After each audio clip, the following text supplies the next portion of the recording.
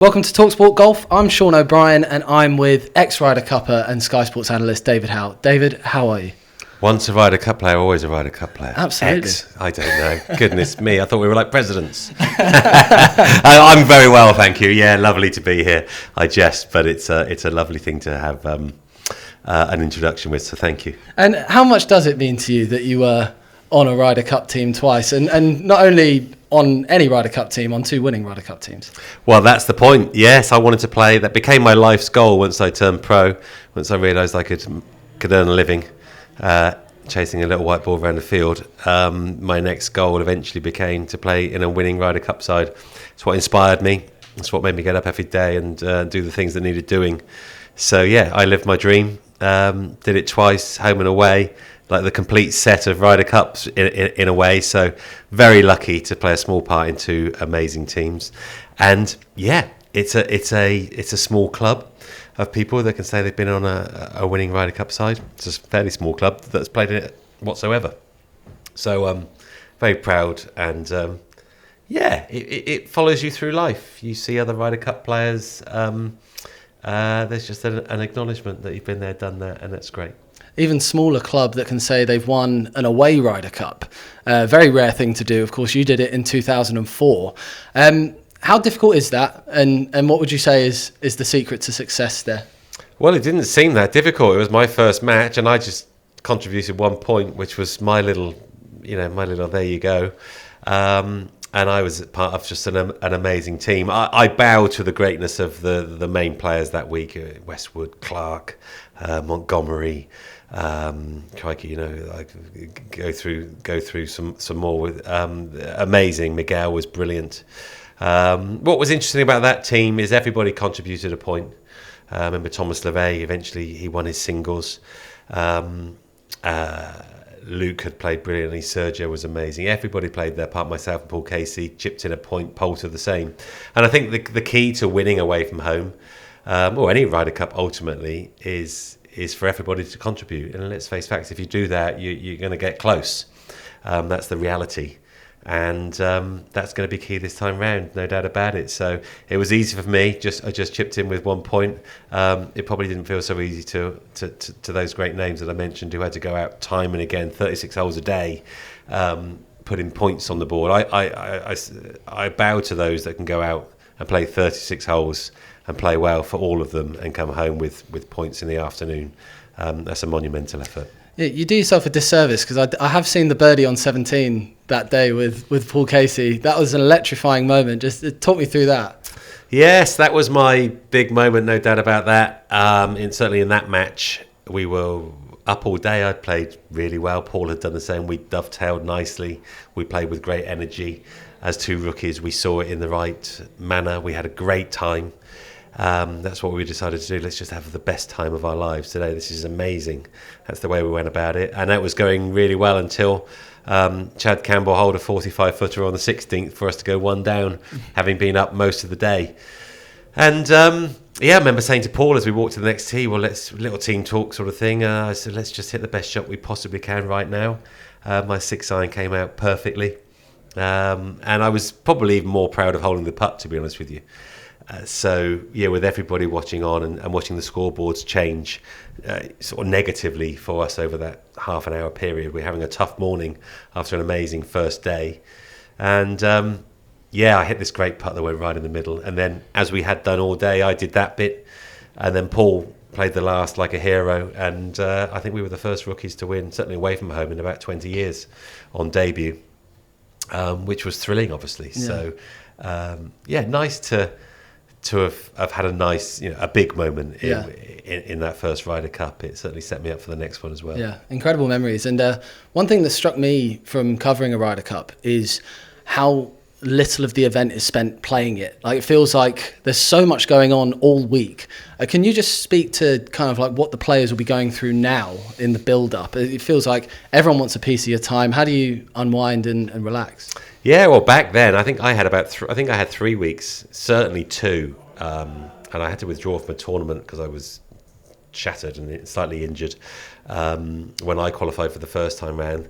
Back then, there was shopping to be done for my girlfriend Emily at the time. You used to get a stipend to be able to go and buy some nice stuff for the things. Yeah. All very exciting, but also sort of intimidating. You're realising that you're going to be, in the limelight all week. And as a golfer, certainly anxiety and stress builds until you get there. I mean, I got myself in quite a state with my game. I'd obviously played some really nice golf in the year building up to it to make my way into that team. But you wouldn't have known it come Tuesday and Wednesday morning when I was at Oakland Hills. I was awful in practice. And that's difficult to cope with, no doubt about that. Your fears are at the forefront of your mind. You don't want to let down these 12 players or 11 players and the thousands, watching millions on TV, because that is how you feel. You feel their hopes and dreams are on your shoulders. So it's intimidating, but it's same for everyone. And you've got to rationalise it and get on with things, which I managed to do quite well. How do you kind of deal with the nerves on the first tee of a Ryder Cup? Because I'm someone who struggles to kind of pull the trigger if I'm in front of the clubhouse. So I imagine the Ryder Cup's quite an intimidating environment. It's incredibly intimidating. I've not hit off first morning. My debut came Saturday morning in the first match, and then in the afternoon in 06. The opening tee shots with that deathly silence after the big build-up, quite remarkable what they're able to produce off that first tee. I shudder to think what the first tee nerves must be like there. Amazing. Kudos to anyone that gets to tee off in that first match, let alone that first morning. But listen, they're pro golfers, and the nice thing about golf is everybody that plays golf who cares about golf, whether it be the monthly medal, a county match, the club championship, whatever, we all feel the same things. Just with more faces watching. We're more used to it, we do it more often. But I think that's the great thing about it. Everybody in the grandstands around that first tee can understand, if they play golf, what those players are feeling to some degree. The feelings aren't any different, they're just magnified. Yeah. And that's the lovely thing about it. So they'll cope brilliantly. Many a first tee shot will miss the fairway, I'm sure. But everybody accepts that doesn't really matter. Yeah. And you speak about that kind of unique and special thing about a hostile golf atmosphere when fans do know when to be quiet. And that almost creates a bit of the atmosphere in itself. What was your experience of an American crowd, and what are you expecting in Brookline? We went on a charm offensive in 04. Bernard Lang was our captain, and the American team had decided they were going to have a no autograph policy. So that was manna from heaven for us. We'll sign every autograph. I think we misjudged the fact that those 40,000 people a day had gone home and it was a different crowd come Friday. But my big memory of that away atmosphere came on the 11th hole in my opening match as a rookie with Paul Casey. We're coming around the corner on the 11th over a hill, I seem to recall, and just in the far distance we could hear this noise that we hadn't heard before, and it was the three grandstands starting the USA, USA, and they were building up their noise levels as we were getting closer. Clearly that was then amplified, and we stood at the top of the cinema. Oh my goodness, what have we walked into here? It was like a cauldron.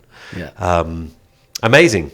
And we promptly lost a couple of holes at that point, not through our bad golf, but through the Americans' good golf. So that was pretty intimidating, but we came through it, and we got the point, and I guess, sort of metaphorically speaking, shut them up a couple of hours later. But yeah, it's amazing.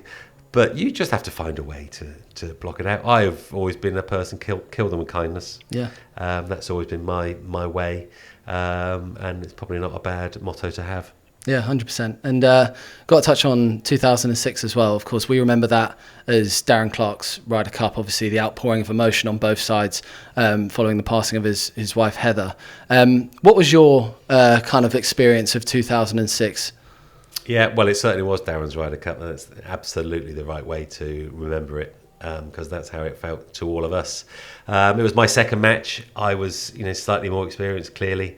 Wouldn't say my game was still was in great shape again in practice, but happened upon a partnership with Henrik Stenson the first day. I felt like I kind of took the captain's role amongst the two of us. Henrik was a rookie, and that was purely to help myself in terms of that's the way I would like to go about it. I did the same with Paul Casey, almost probably thinking that if my game can't influence this match, then maybe my personality can. And that was always the way I went about it. But yeah, I was unbeaten that week, 2.5 points out of 3. Ultimately, I played really good golf in the end. For all the fears and worries in practice, I played pretty darn well. Had a couple of wobbles in that opening match with Henrik, but we got our 0.5 point. And then 2 wonderful moments from there on. Paul Casey closing out with a hole-in-one on Saturday. That was amazing, yeah. What a moment for him, and to be a small part of that was incredible. And then on that very same green, the 14th, the following day, I had a 12.5-foot putt to nominally win the Ryder Cup, knowing that the 2 people in front were guaranteed 0.5 point. Said to my caddy, this is to win the Ryder Cup. This will get us to 13.5 points, and we're guaranteed another point. In our mind, that was the moment, and we totted it all up and agreed. And in went this 12-15 footer. There was probably only a couple of hundred people watching, the main action was definitely further on down the course. But that was a really sweet moment for me. That was my opportunity, and I took it, and it was memory of a lifetime. Brilliant. And fast forward to 2025, Bethpage Black. How does it compare covering a Ryder Cup? Are you one of those guys who would love to be inside the ropes? Are you happy to just kind of reflect on the memories? Well, it's a privilege to commentate over the Ryder Cup. I mean, goodness me. I remember my first moment of getting involved in a Ryder Cup was watching it when I was 10 years old. Craig Stadler on the 83 at the Belfry to roll, was this 40 years later, to think that I'm privileged enough to be able to speak over the coverage is amazing. I've loved the Ryder Cup from that moment on. I've missed hardly a shot. And now being, as I say, my voice to be over parts of it is amazing, is exciting, it's lovely, and I feel really privileged. And then finally, what outcome are you expecting? Oh, a European win. Excellent. No problem. A couple of points. Hopefully a thriller all the way to the end. With a victory for us, that would be that's what I foresee. Brilliant. We are due a close one, aren't we? Hopefully it's exciting above all else. Yeah, well, there's always that moment on Sunday when it's excitement. Is that going to go at 5 o'clock in the afternoon, or is it going to be 3 o'clock where you feel like there's a bit of a wobble or whatever? But a real thriller would be amazing again. But more importantly, let's hope that we win. Brilliant. David, thanks for your time. Have a good one.